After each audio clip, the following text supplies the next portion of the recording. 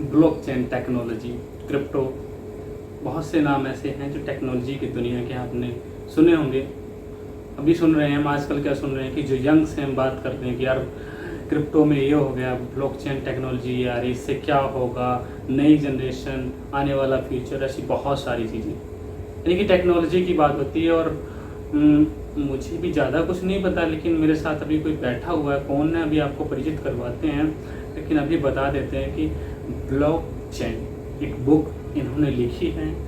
मैंने कहा कि मैं नहीं ज़्यादा जानता हूँ, अमित जी हैं मेरे साथ और शिक्षा भी इनका इंटरव्यू लेने जा रहा हूँ, आप लोग साथ में रहना। अमित जी कैसे हैं आप? बहुत बढ़िया, थैंक यू। आपके साथ है बहुत ही बढ़िया। हाँ, तो हम कह रहे मेरे साथ हैं बहुत बढ़िया, मैं भी मस्त हूँ और मैं बढ़िया हो गया आपके साथ आके। अमित जी आपने बुक लिखी है एक ब्लॉकचेन टेक्नोलॉजी, यंग सुनते हैं, हम लोग भी सुनते हैं, सुनते ज़्यादा पता नहीं, लेकिन आज बताने वाले आप हैं। नॉर्मली अगर बात करें अपने बारे में, छोटा सा एक परिचय सबसे पहले जरूर दें कि आप कहाँ से हैं और जो चीज़ आप अपने बारे में। मैं डॉक्टर अमित दूर, क्योंकि मैंने PhD किया हुआ इसलिए मैं डॉक्टर हूँ। मैं बिट्स पिलानी में असिस्टेंट प्रोफेसर हूँ, 6 साल से मैं पढ़ा रहा हूँ जी। इसके अलावा मैंने पिछले 15-16 महीने पहले एक प्राइवेट लिमिटेड कंपनी को फाउंड की थी और मैं लाइफ कोच हूँ, जो कि मुझे बहुत अच्छा लगता है लोगों की लाइफ को इम्पैक्ट करना जी। और मैं लिखता भी हूँ, और ये मेरी तीसरी किताब है। क्या बात है। तो अमित जी ने बताया कि अमित जी लिखते भी, अमित जी से थोड़ा सा पास आ जाए ताकि वीडियो में थोड़ा सा अच्छा रहे।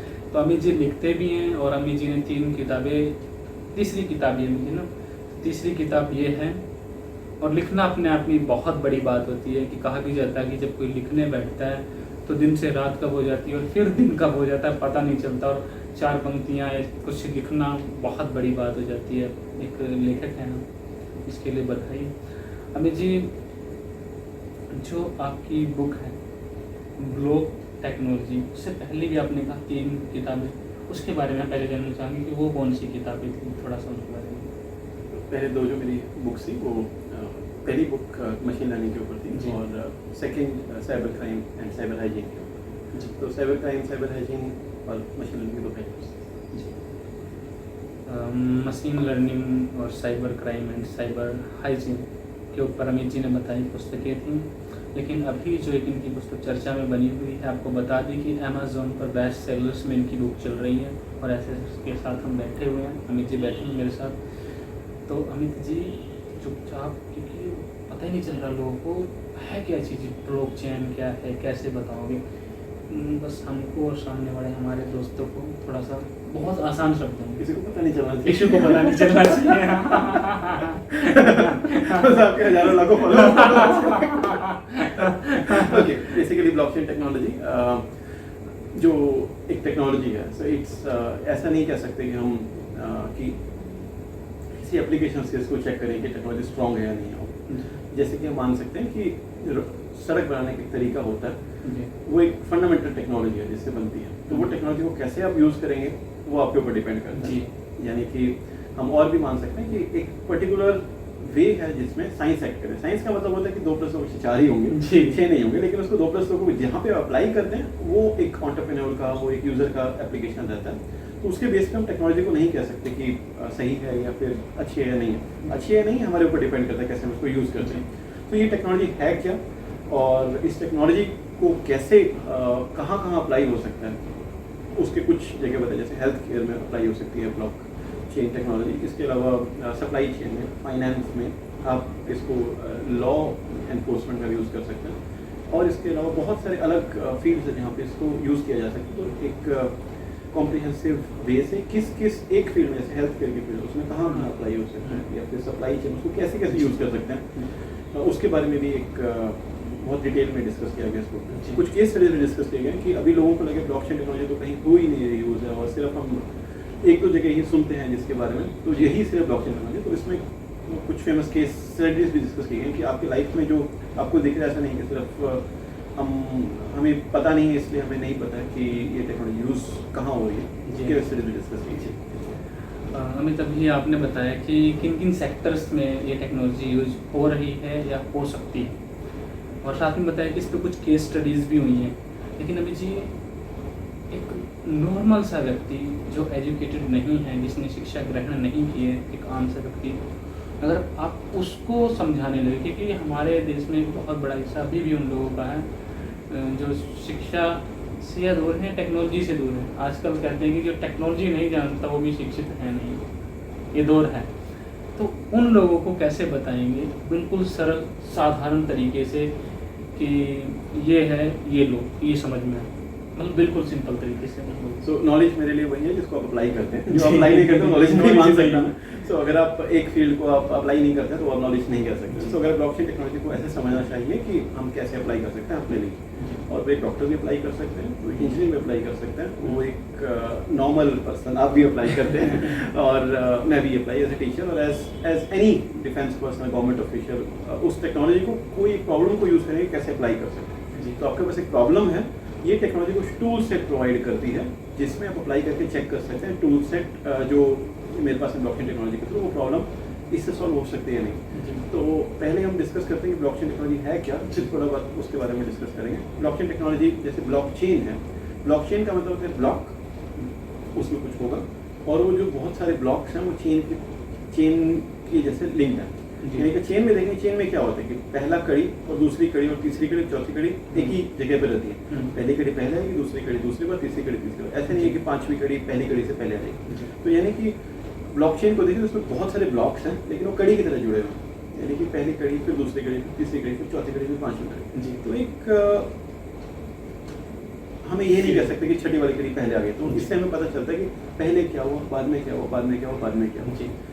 अब यहाँ पे ब्लॉकचेन में ब्लॉक में क्या होगा, ब्लॉक में कुछ भी रख सकते हो, कुछ भी डाटा रख सकते हो। डाटा आप हम जो बोल रहे हैं, जो आप सुन रहे हैं, वो भी डाटा की तरह फ्लो कर रहा है, तो वो सब कुछ भी रखा जा सकता है।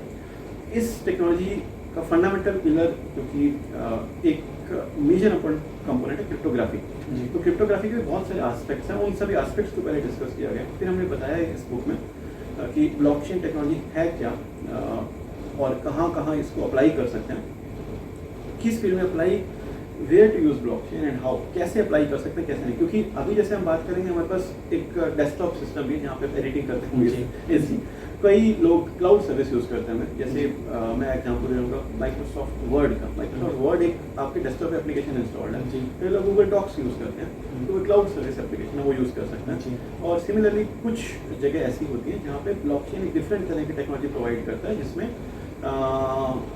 वो अलग पर्सपेक्टिव प्रोवाइड करता है, जिसमें आप यूज़ कर सकते हैं किसी सिमिलर तरह की। तो कहाँ हम यूज़ करें ये टेक्नोलॉजी, कब यूज़ करें टेक्नोलॉजी, उसके बारे में बताया गया। फिर ये टेक्नोलॉजी अगर यहाँ यूज़ करें तो जैसे इस फील्ड में इन प्रॉब्लम्स को ये सॉल्व कर सकती है।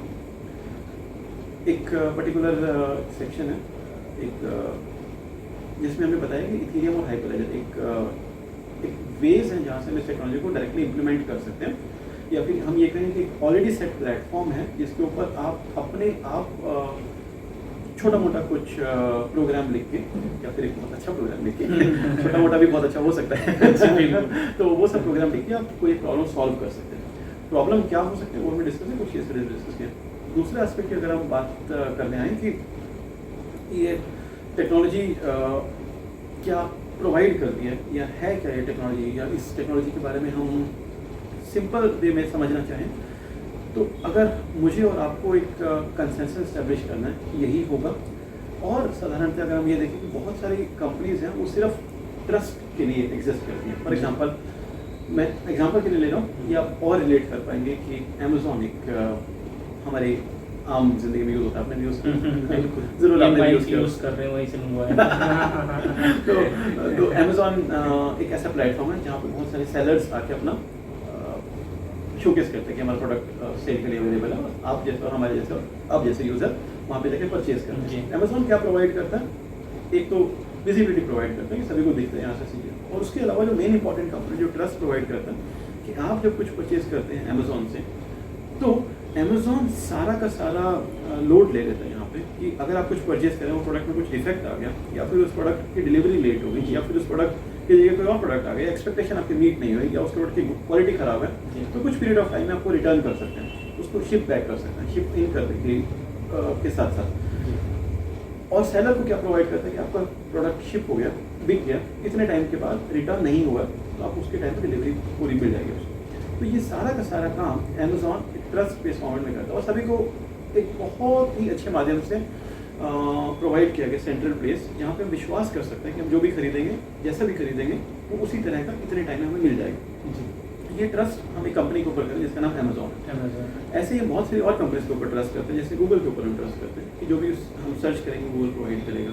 हम फेसबुक पे ट्रस्ट करते हैं, इंस्टाग्राम पे ट्रस्ट करते हैं, कंपनीज पे ट्रस्ट करते हैं कि हम जब आपस में कम्युनिटी में कुछ डिस्कस कर रहे हैं, कुछ शेयर कर रहे हैं, तो अमेज़ॉन, फेसबुक और ट्विटर या गूगल, ये सब जो कंपनीज हैं ये अपने अपने फील्ड में एक ट्रस्ट का भी काम करती है टेक्नोलॉजी के अलावा प्रोवाइड करने के लिए। तो अब ब्लॉकचेन टेक्नोलॉजी क्या प्रोवाइड करती है? ब्लॉकचेन टेक्नोलॉजी का मेन सिद्धांत है इन कोड वी ट्रस्ट। जो कोड दिया गया वो कोड सभी के सामने अवेलेबल है, यानी कि जिसके ऊपर आप ट्रस्ट करेंगे वो सारा का सारा लॉजिक आपके सामने दिया गया और किसी के पास ऐसी कोई असिमेट्रिक पावर नहीं है, ज़्यादा पावर नहीं है। चाहे आपने भी वो कोड लिखा है, आपके पास कोई ऐसी अधिक पावर नहीं है कि जिसको पता है और आपको कोड पता है, सभी को सेम पावर है। तो जो कोड लिखा गया सभी के सामने अवेलेबल है और किसी के पास एक्स्ट्रा पावर नहीं कि किसी भी टाइम चेंज कर सके। तो आज की डेट में अगर आपके पास मेरी बुकें बिक रही है अमेज़ॉन पे और अमेज़ॉन एक ट्रस्टेड पार्टी है, तो मैं बिलीव करता हूँ ऐसे कुछ नहीं होगा। लेकिन अगर अमेज़ॉन कल की डेट में डिसाइड करे कि इसका रॉयल्टी मेरा कम कर सकती है या फिर इसकी पब्लिसिटी कम कर सकते हैं, फर्स्ट पेज के लास्ट पेज पे जा सकती है वो, जो किसी को पता नहीं चलेगा कैसे काम करता है। So that is also one of the reasons कि जो कि एक सेंट्रल पावर के पास ज़्यादा पावर्स होती हैं। और ये ब्लॉकचेन टेक्नोलॉजी प्रोवाइड पावर करती है इन कोड सबके सामने अवेलेबल है। अमेरिका में कहते हैं इन गॉड वी ट्रस्ट, हम मानते हैं इन कंपनी वी ट्रस्ट आमतौर पे, एंड ब्लॉकचेन टेक्नोलॉजी कहती है in code we trust. So this is where blockchain technology is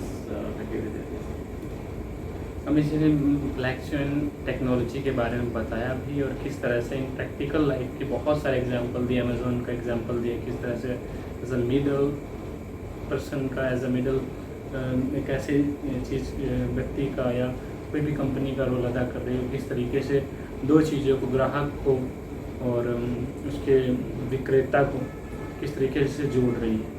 तो इन्होंने बहुत साधारण से एग्जांपल से हमें समझाया, मुझे भी और हमारे साथ के बहुत सारे हमारे दोस्तों को भी। अमित जी, आपने ये जो बुक लिखी टेक्नोलॉजी के ऊपर, कोई भी चीज़ होती है या करते हैं हम लोग, कहीं ना कहीं हम उसकी ज़रूरत समझते हैं, ये हमारे पास आइडिया आता है। आपके अंदर क्या था, कोई आइडिया था या ज़रूरत थी? ठीक है, तो सभी के पास ज़रूरत होती है, सभी के पास कुछ वजह होती है करने के लिए। आप में से भी जिन्होंने कुछ भी किया होगा उसको करने के लिए आपके पास कोई रीज़न होगा, कोई पर्पज़ होगा और आपके पास उसको करते समय आपके पास एक पता होगा आपने क्या करना है। जैसे कई लोग विद्यार्थी होते हैं, वो तैयारी करते हैं हमें इंजीनियरिंग कॉलेज में जाना, उनको पता होता है कि कहाँ जाना है, उनको पता होता है कि क्यों जाना है, क्योंकि शायद जॉब अच्छी मिलेगी या फिर फ्यूचर के प्रॉस्पेक्ट्स अच्छे हैं। आपने भी यूट्यूब चैनल खोला, शायद आपको इसलिए लगा था कि इससे आप किसी का इम्पैक्ट कर सकेंगे लाइफ में, किसी की लाइफ में कंट्रीब्यूट कर सकेंगे और आप कुछ और भी सीख पाएंगे। तो आपका पर्पस भी क्लियर था और आपको पता है कि आपने किस तरह का चीज़ प्रोवाइड करनी है।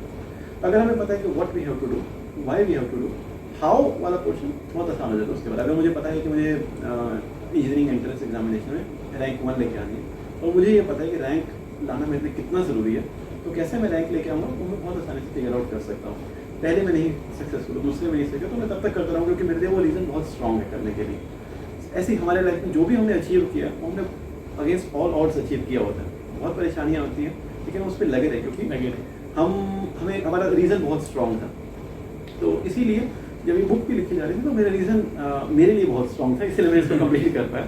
एक रीज़न तो ये भी था कि जब मैं कुछ पढ़ा रहा होता हूँ तो उस समय उस चीज़ को मुझे पहले अपनी लाइफ में अप्लाई करना होता है और अप्लाई करने के बाद ही मैं उस समझ के अप्लाई कर सकते हैं, बिना समझे तो कैसे अप्लाई करेंगे।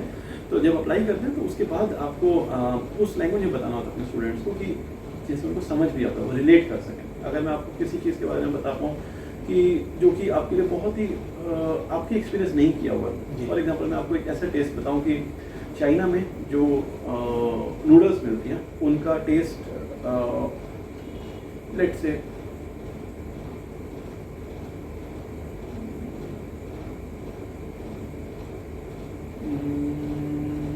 बहुत तारकोल जैसा होता है। अब तारकोल आपने शायद नहीं खाया होगा भगवान करे कोई ना भी खाए, लेकिन तारकोल मैं इसलिए बोल रहा हूँ कि मेरे माइंड में कोई और वर्ड आ नहीं पा रहा है या मैं ऐसे बोलूँ कि उसका टेस्ट ये सामने हेलमेट की तरह है, ठीक है। अभी हेलमेट आपने भी नहीं खाया, मैंने भी नहीं खाया, किसी ने भी नहीं खाया, ठीक है। तो जब तक अगर मैं ऐसा एग्जांपल देने लग जाऊंगा कि ये वाली जो टेक्नोलॉजी है ये है और ये जो है वो किसी ने अप्लाई नहीं किया अपने लाइफ में, तो कैसे समझेगा, कैसे समझेगा। तो इसी तरह से अगर मैं आपको समझाना चाहूँगा कि ब्लॉकचेन टेक्नोलॉजी है, तो मुझे आपको उसी तरह बताना पड़ेगा जो आपकी लाइफ एक्सपीरियंसेस हैं अभी तक रहे, ताकि आप रिलेट कर सकें और अपनी लाइफ में एक कनेक्शन और बना सके टेक्नोलॉजी, और तभी आप अप्लाई कर पाएंगे। इसीलिए मुझे अप्लाई करना था कि उस स्टूडेंट की लाइफ का वर्ल्ड कैसा है, वो क्या सुनता है, क्या देखता है, क्या बोलता है, उस लैंग्वेज में आके अप्लाई करूँगा। अगर मैं मैथमेटिक्स की लैंग्वेज में बोलने लग जाऊँ या फिर जो ऐसी लैंग्वेज जो वो उसके लिए पहले ही बहुत डिफिकल्ट है समझना, जो उसकी लाइफ में एप्लीकेशन है, जो इजीली नहीं कर पा रहा, तो इसलिए नहीं अप्लाई कर पाएगा, समझ ही नहीं पाएगा। सो जो मुझे एक्सपीरियंस हुआ था कि जब मैं पढ़ाने लगा था, तो वो एक बहुत ही लिमिटेड सेट ऑफ लोगों के लिए बुक्स लेके गए हैं आज तक, जो कि गुरुकुल की तरह वहाँ पे लाइफ स्पेंड कर रहे हैं यूनिवर्सिटीज़ में, इंजीनियरिंग इंस्टीट्यूशन में जी। दिन रात वो उसी टेक्नोलॉजी के बारे में पढ़ते हैं, उसी साइंस के बारे में, उसी फील्ड के बारे में पढ़ते हैं और प्रोग्रेशन में पढ़ते हैं जी। फर्स्ट ईयर में पढ़ते हैं, सेकंड ईयर में, थर्ड ईयर में आके अगर कुछ पढ़ रहे हैं तो उनको फर्स्ट ईयर सेकंड ईयर का कंटेक्स्ट होता है कि उनको पता होता है कि किसके बारे में ये बोला, कि इसका मतलब क्या है। बिल्कुल। तो इस वजह से वो वाली बुक्स को समझ पाते हैं, लेकिन वो सिर्फ वही लोग अप्लाई कर पाते हैं जो पूरे 4 साल की पढ़ाई करते हैं, तब जाके वो फिर अप्लाई करके वो देखते हैं। लेकिन अगर आमतौर पर मुझे पता है कि मशीन लर्निंग या ब्लॉकचेन टेक्नोलॉजी या साइबर क्राइम में बहुत प्रैक्टिकल एस्पेक्ट है, सभी को अप्लाई करना, सभी को यूज़ करना, तो इसलिए उसको उसी भाषा में लिखा जाना चाहिए कि जो आम लोग हैं, जो उस 4 साल की या उस गुरुकुल की लाइफ में नहीं है पढ़ने के लिए, पढ़ रहे हैं, तब भी वो उससे अपनी लाइफ में जो भी जी रहे हैं वो रिलेट कर सकें जी। और इम्पॉर्टेंट ये भी रह जाता है कि काफ़ी टाइम से हमने देखा कि हमारा एक्सपोजर सोशल मीडिया की तरफ या फिर वीडियोस की तरफ बहुत ज़्यादा बढ़ गया। इस वजह से भी क्यों बढ़ा, क्योंकि वो उसी लैंग्वेज में प्रोवाइड कर पा रहे हैं जो हम ऑलरेडी अच्छा लगता है हमें करना, तो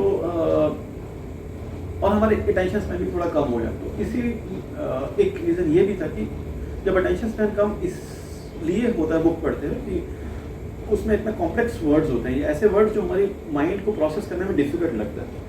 तो जैसे हमें कुछ मुश्किल लगेगा प्रोसेस करने या रिलेट करने में कैसे यूज़ करता हूँ, तो मैं उस फील्ड को नहीं पढ़ पाऊँगा। जब तक नहीं पढ़ पाऊँगा ठीक से, तो मैं अप्लाई तो बहुत दूर की बात है। कोई एक सोल्यूशन तो तभी बना पाएगा जब कोई समझ पाएगा। एक रीज़न ये भी था करने का। और मुझे पता है कि जब मैं पढ़ा रहा होता हूँ तो उसके पहले मुझे अप्लाई करना होता है, और अप्लाई करने के लिए जब मैं उस लैंग्वेज में लेकर जाता हूँ तो मेरी क्लैरिटी बहुत बढ़ जाती है। तो इसीलिए मेरे लिए पढ़ाना बहुत ज़रूरी है।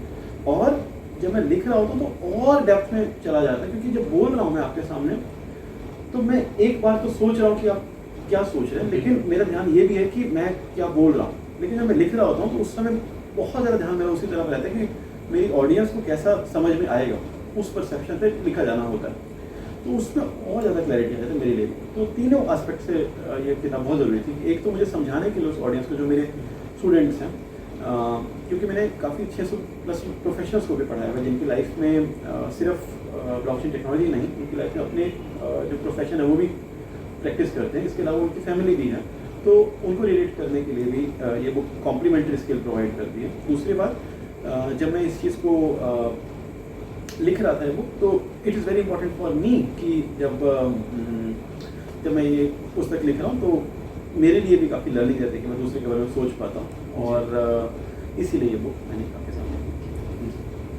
अमित जी ने बताया कि किस तरह से कितनी जिम्मेदारी के साथ कि जब हम सोसाइटी को, समाज को कुछ देते हैं तो एक बहुत बड़ा दायित्व हमारे ऊपर होता है, और कई बार उस चीज़ को हम लिखते हैं, समझते हैं क्या इन प्रैक्टिकल जो इन्होंने एग्जांपल बताया कि किसी के लिए हेलमेट का स्वाद किसी को नहीं पता है, तारकोल का स्वाद नहीं पता है, क्योंकि इन्होंने बताया कि जिस एक्सपीरियंस से स्टूडेंट या कोई भी पर्सन गुजरा है उसी को उसी हिसाब से समझाना एक लर्निंग जो इन्होंने ब्लॉकचेन टेक्नोलॉजी के लिए एग्जांपल में बताया। और दूसरी बात, किसी भी चीज़ को समझना तब आसान हो जाता है जब उसका एक्सपीरियंस उसके थ्रू, उसी के एक्सपीरियंस के थ्रू कोई समझाई जाए। अमित जी, ब्लॉकचेन टेक्नोलॉजी की हम लोग बात कर रहे हैं लगातार।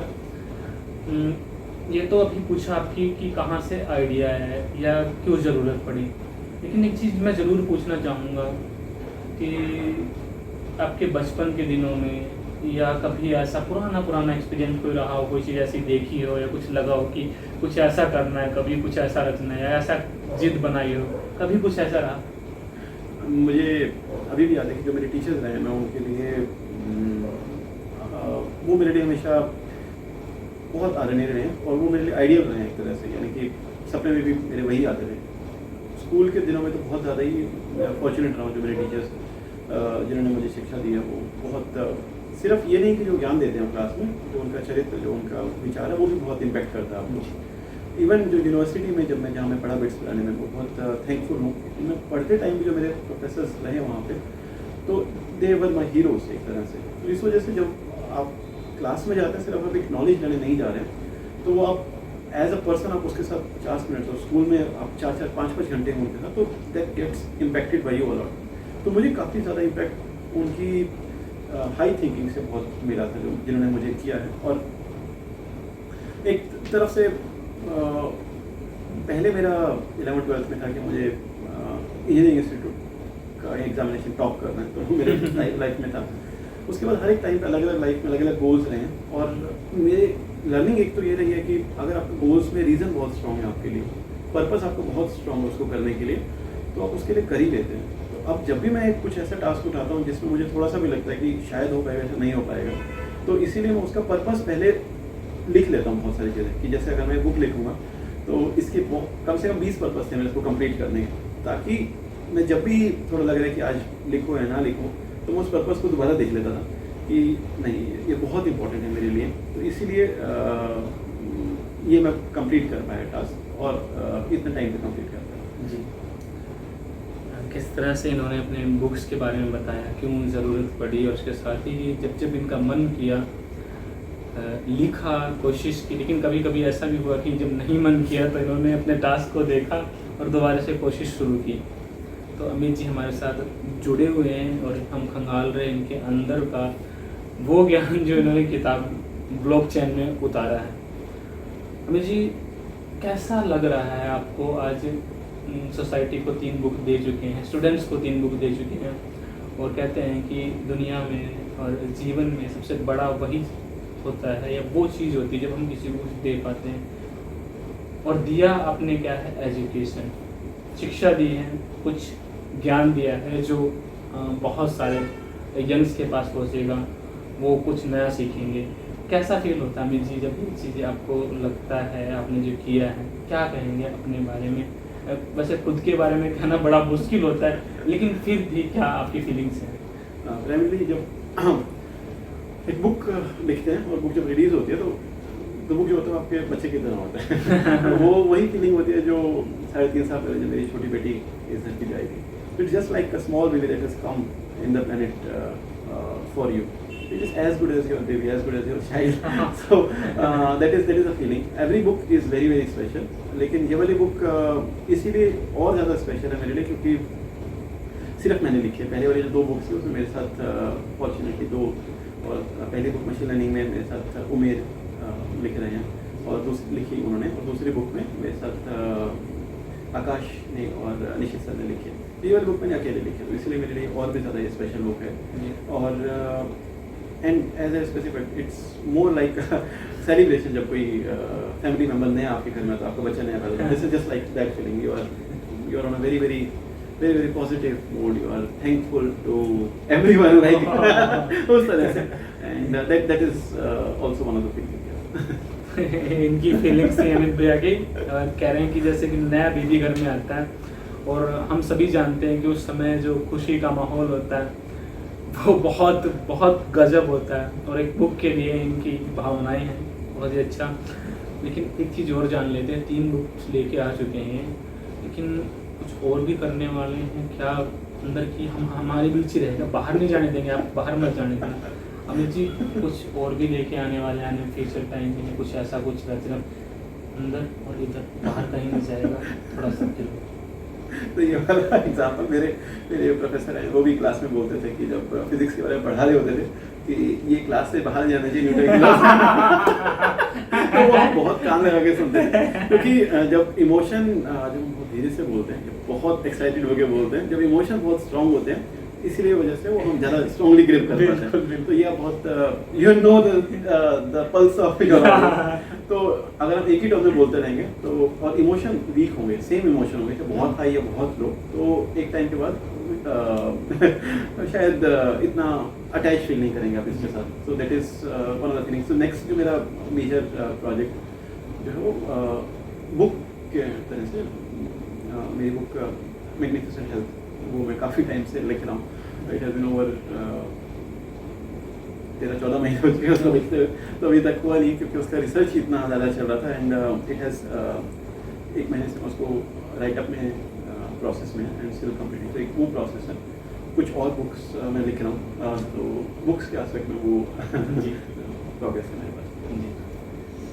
तो अभी अमित जी के बारे में हमने जाना है, लेकिन जब नई बुक्स आएंगे कुछ और होगा, आपको फिर ऐसे ही बिठाएंगे और आपके साथ फिर जो हमने आज बहुत ज़रूरी, ये हंसना मुस्कुराना दोस्तों लाइफ का पार्ट है, इसके बिना हमारा काम चलता नहीं है. लेकिन ये जो बुक की बात की है, टेक्नोलॉजी की बात की, ब्लॉकचेन टेक्नोलॉजी की बात की, हमारी लाइफ से जुड़ा एक टेक्नोलॉजी की दुनिया का बहुत ज़रूरी विषय बन चुका है. और अमित जी ने एक मतलब जिस तरह से समझाया, मुझे भी और आप सभी को इसके लिए आपका आभार. 2 लाइनें ज़रूर कहना चाहूँगा आपके लिए कि हंसती मुस्कुराती जिंदगानी चाहिए, शब्दों की जागृत कहानी चाहिए, सब कुछ मिल जाता है आसानी से अंदर, सिर्फ एक उसकी मेहरबानी चाहिए, सिर्फ एक उसकी मेहरबानी चाहिए. शिक्षा, ज्ञान, समाज को समर्पित करना एक बहुत बड़ा काम है. और जो दिया है, जो हम सब ने लिया है, क्योंकि ज्ञान पुस्तकों से जो मिलता है वो कहीं नहीं है, बहुत कुछ मिलता है. तो इसके लिए आभार. क्या कहना चाहेंगे अमित जी लास्ट में? सबसे पहले आपका थैंक यू करना. शायद आपको पता नहीं आपने कितना मुझे इंस्पायर किया, बिना कहे आप कितने लोगों को इंस्पायर कर रहे हैं. अनिल, सो आपको भी नहीं पता जो आप काम कर रहे हैं उससे कितने लोग इंस्पायर हो रहे हैं आपके बिना जाने. वो आपको शायद नहीं बताते होंगे, कुछ लोग शायद आपको बताते नहीं होंगे, but genuinely the work that you are doing that genuinely has inspired me to do my work properly at least. And इस केस में ये बुक है. I'm really thankful to you for giving your time. आप मेरे पास बैठे, thank you. और आपका भी that you have been there and I will really be happy. और मुझे बहुत अच्छा लगेगा और मैं आपके लिए किसी तरह से इस टेक्नोलॉजी में आप मुझे लिख सकते हैं, मेल कर सकते हैं. इस बुक में मेरा पूरी कॉन्टैक्ट डिटेल्स हैं, सोशल मीडिया के साथ ईमेल एड्रेस, तो आप उसमें मुझे रीच कर सकते हैं. मैं किसी तरह आपकी हेल्प कर सकूँ इस टेक्नोलॉजी को आपकी लाइफ में अप्लाई करने के लिए, कोई प्रॉब्लम सॉल्व करने के लिए या फिर हेल्प करने के लिए कि यहाँ पे ट्रेडिशनल टेक्नोलॉजी यूज़ हो या क्लाउड टेक्नोलॉजी यूज़ हो या फिर ब्लॉकचेन टेक्नोलॉजी यूज़ हो. That I will be very very happy. Thank you so much. तो अमित जी ने भी बताया. अमित जी एक बार मैं चाहूँगा कि अपनी मेल आई डी जरूर बता दें, अगर इनको कोई क्वारीज होंगी हमारे दोस्तों को इससे रिलेटेड या कुछ पूछना हो तो आप अपने डिस्क्रिप्शन में चेक कर सकते हैं. हाँ, डिस्क्रिप्शन में चेक कर सकते हैं. अमित जी ने भी ना पूरा वीडियो वाला फॉर्मेट तैयार कर लिया, तो डिस्क्रिप्शन में आपको मिल जाएगी मेल. और अधिक आप जान सकते हैं ब्लॉकचेन टेक्नोलॉजी के बारे में. आप सभी जुड़े. Thank you so much. Thank you. Thank you.